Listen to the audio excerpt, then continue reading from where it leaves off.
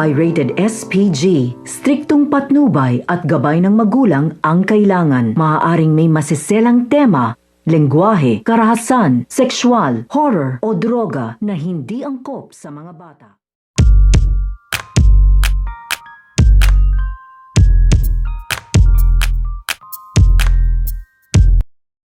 So ito nga si Eloy ay magtatagumpay nga ito dito nga sa kanyang plano na makuhanan nga niya dito ng pera ito nga si Tara. Dahil napainom nga dito ito nga ni Eloy ng pampatulog nga dito ito nga si Tara upang dito na nga niya isasagawa ang kanyang pagnanakaw. At magtatagumpay nga ito pero magkakaroon nga dito ng aberya dito nga sa kanilang plano. Dahil ito nga si Tara bago pa nga makalabas ng hotel ito nga si Eloy ay nagising nga ito at agad-agad nga niya dito na itimbre dito nga sa mga gwardiya na meron nga daw nagnakaw dito nga daw sa kanya at isarado nga daw nila dito ito nga daw buong hotel at wag nga daw sila magpapalabas hanggang hindi nga daw ito nahuhuli.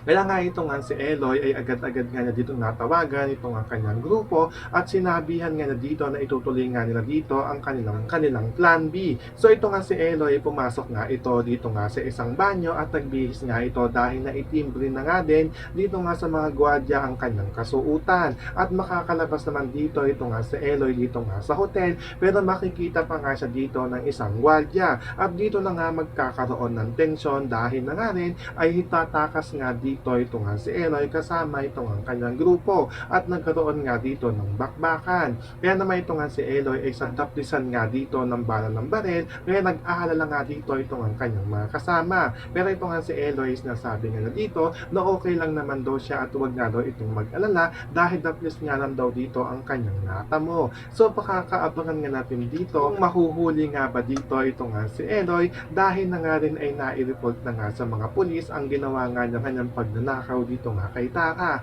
Yan ang ating mga pakakatutukan at pakakaabangan dito nga lang sa Too Good to Be True.